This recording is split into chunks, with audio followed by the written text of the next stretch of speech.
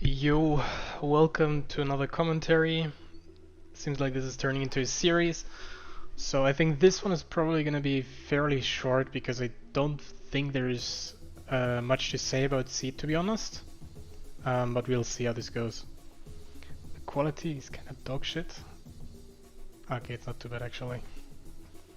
So here in the start, I think everybody knows this, but you always want to pop AMS here for this pull for the first part, so you don't get the dot from the droplets here, because it's extremely nasty. If you get like 2 or 3 dots, you're gonna die for 400%. So yeah, you don't want that to happen. I'm always gonna hide behind this pillar here, I guess I'm gonna call it, just to not get any casts on me or anything. You have really good DPS here, as you can see, so this dies fairly fast. Yeah, that's basically it about this. I don't think there's much to say about the boss fight. I think everybody knows how this works. I like to go with Titan Guard here. I actually started to use full AoE on this build, just in case I actually get down, which is actually the case in this try here. You will actually see that in a few seconds. Yeah, I like to place the first 2 voids always at the staircase, so we have enough space in the end. I always use a cooldown on this, what is it called? Decimation, I believe. Decimate. Yeah, I always pop either AMS or Rune Tap, or sometimes Rune Tap and Vampiric Blood, depending on what my HP bar looks like. Here you can see I actually got down. And I'm actually gonna use Titan Guard here. This just helps to kill the trash faster. I actually pull a lot more than I actually need. I was just damage greedy, that's the only reason for why I pulled this much. There's no real point in doing that. But yeah.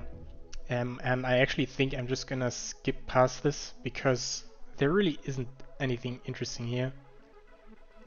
So yeah. Actually, yeah, you can see me eating here.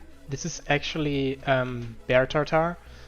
This is super good for SotT as a tank, even for DPS on the 3rd boss, because for those who don't know, this food will grant you a movement speed buff of 70% for like 5 seconds, I believe, once an enemy dies that you were in combat with. And this just helps you a lot on getting around and picking up trash that is spawning because of the constant ad spawn from the 3 big guys that you have to kill in order to trigger the 2nd boss here. And yeah, this just helps a lot in not having your teammates get meleeed by the new ad spawns. I always mark this Rift Warden here. Not mark, I always focus this Rift Warden here, just like the other 2.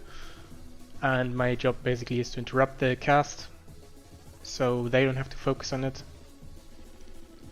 Yeah, other than that, there isn't much to it.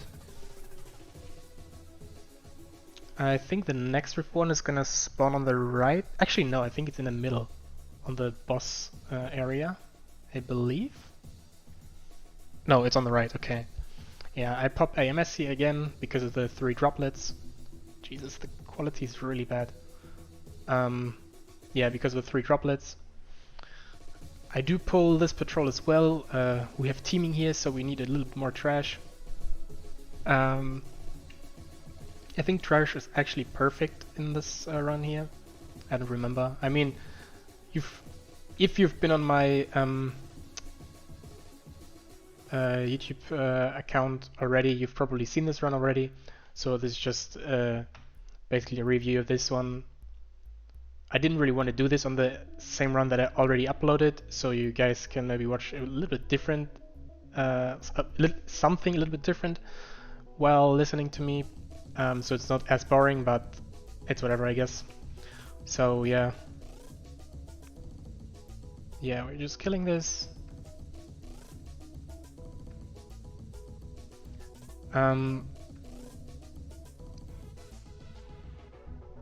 Yeah, for those who don't know it, you can actually see this cast here. This Rift Stalker will cast a Wild Summon, and I don't know how this actually works, but from my knowledge, this Wild Summon will spawn a net. It's either a cat or a bird thingy, and that will just randomly melee someone if you don't pick aggro instantly, which is sometimes quite hard because this thing will instantly melee the next target, like almost right before it spawns. So yeah, but somehow this cast does not spawn a net once this caster is alone, or I think once there's only like 2 or 3 ads left in the pack, it does not spawn a net with this cast. I don't know why. I don't know, maybe one of you guys knows it. If you do, just write it in the comments. In this poll, you do see the big one here, that one is only here if you actually play this on teaming, and he has a cleave, like a frontal, so you want to watch out so you don't kill your allies with this. Also, in case you didn't know, there are can you actually see it here? Not really. There are shadow, I think they're called Shadow Guard champions. These will, oh, there's a trickster. These guys have a frontal that will stun you for 2 seconds. You've probably noticed this at some point, which is why I'm constantly kiting them. And yeah, but if you don't kite them the whole time, they will most likely going to stun you. This is also a frontal. I think it can stun your allies as well, so you kinda don't want to run through your teammates for the whole time of this fight. Also, you just saw the trickster. If you're not sure if you actually cleared the trickster in this area or not, and you have a DH in your party, you kind of want your DH to use his sight in order to find it, because if this trickster gets triggered in the boss fight, it's just gonna one-shot someone, and that is gonna be extremely annoying and might cause a wipe even, depending on how bad it is. So yeah, now we're just gonna kill the third Rift one here. The third one is basically just on its own because there really isn't any trash left that we need to play. I'm just gonna skip this part.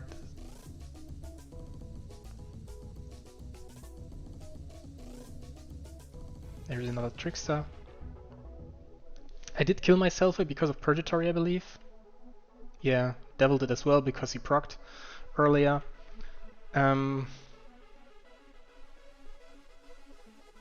I don't know if it's just me, but sometimes I have a hard time on maintaining aggro on this boss, especially when you have a group that deals a lot of damage. And yeah, you kind of want to proc your Dancing Weapon instantly, as well as death cooldown. I use Rune Tap in this case, and you just want to spam as much AoE as you can at the start, so you kind of get ahead when it comes to threat here, so they don't randomly start to attack your teammates. The bird is going to get kicked by Devil and our Warlock here, so our DH does not kick at all. They just swap for Cephas. Yeah, just constantly moving with the bombs, but I don't really think I need to explain that. I always try to move towards the cat's back, so we have all 3 of them stacked, so we can cleave even more. I like to keep AMS in order for me to have something that I can use whenever the cast might go through for whatever reason, because AMS is gonna prevent you from getting feared. Although the cast has also initial damage, which is almost a one-shot, I believe, at 31 or 30. So if this cast goes through, it's GG anyways. But still, I like to keep AMS here as well as IBF, because IBF can actually get you out of a stun, as you probably know. So in case you run into a bomb or whatever, you have IBF in order to get yourself out. You can also soak bombs with IBF. You can also soak bombs with IBF, and as well with AMS. The only difference is that you have to pre-use AMS, where IBF you don't. You can just use that once you're stunned already. So I'm just gonna skip ahead here because there's nothing interesting happening. The usual skip. Oh, that was a bit too far. So in this area you can actually pull everything. So you can pull these with the two casters over here, the patrol and the pack on the left, and you can just AoE that down. Again, same thing here, I pop AMS to not get the stacks from the droplets. And yeah, that's basically it. We try to coordinate our stuns, CCs and kicks here, as well as the engineering belt, as I mentioned in my DK video. Super helpful in this case. I think we almost wipe here, I'm not sure.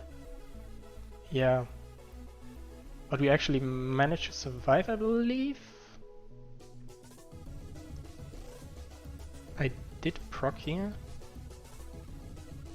but I don't think I will die. Yeah, they just I think they just rest themselves with pylons and melded, so the pylon would so they would get out of combat in order for the pylon to rest them. Yeah. Okay. Yeah, I mean, there isn't really much to say. On this boss, obviously, yeah, I killed myself here because I had the Purgatory proc, and I like to have Purgatory for this boss because it hits quite hard. For this boss, for melee DPS, especially, Bear Tatar can also be a viable option here, because whenever you kill a tentacle, you get the speed boost, and it's going to be easier for your melee to move towards the next tentacle when they're spread out too far. Obviously, me as a tank, I'm going to kick the Fear here, and Zmog will always keep his beam for the shield cast, or the one-shot, whatever you want to call it. I did swap on this boss to the Talent Finger, so I have the HP bonus from my Bone Shield. Because this cast hits pretty hard, as you can see. It almost takes like 40% of my HP. And yeah, there's just a little bit more depth. So I can actually easily take 2 casts without dying. If I wouldn't use a talent ring, I'm not 100% sure, but I think 2 casts can be enough, depending on if you're a bit unlucky. If you're not completely full HP, 2 casts are enough to kill you, I think. If you don't have any shields or cooldown reduction or damage reductions up. So yeah, these 2 ad spawns, you always want to grip them. If possible, you want to grip them as close as possible to the nearest tentacle so they can cleave on that. Here was the beam interrupt from Zmog on the one-shot. And yeah, that's basically it. On the knockback, I always leech, so my teammates can heal off that. Yeah, I mean, that's basically it.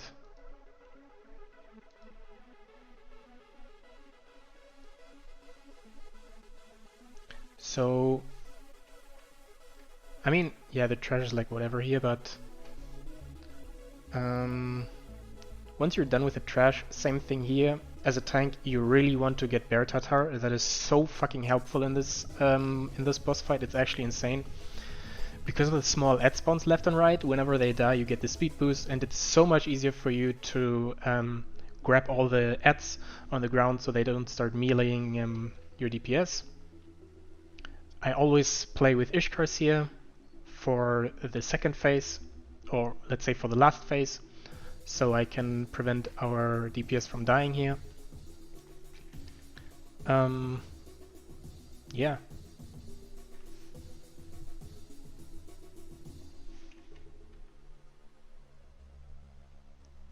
You can also use Ishkars on the soak, so in case someone does not have the cooldowns, because, I don't know, he wasted it on something else or whatever, you can just go into the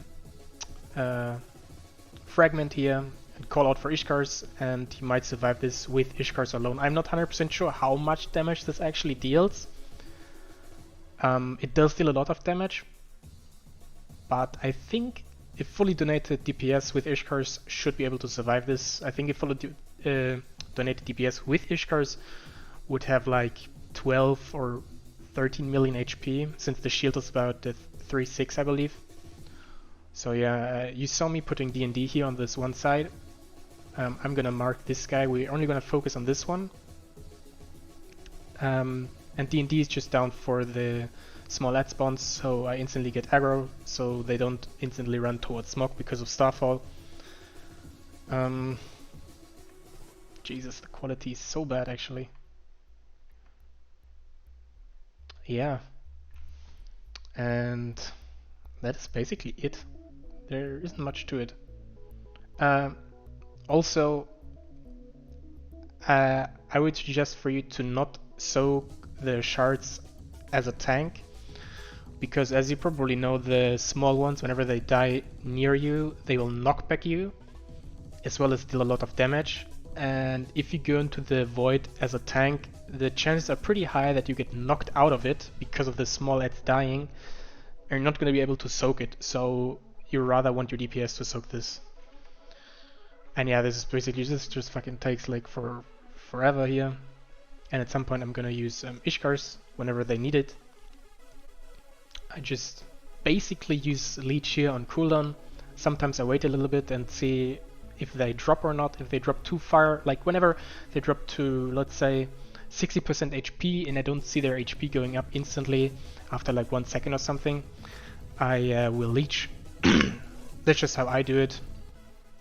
Or sometimes I just call for it. Yeah. And that is basically it for SotT. Oh, Smog actually got villains here. Yeah. That was it with SotT. Thanks for watching, guys. See you next time.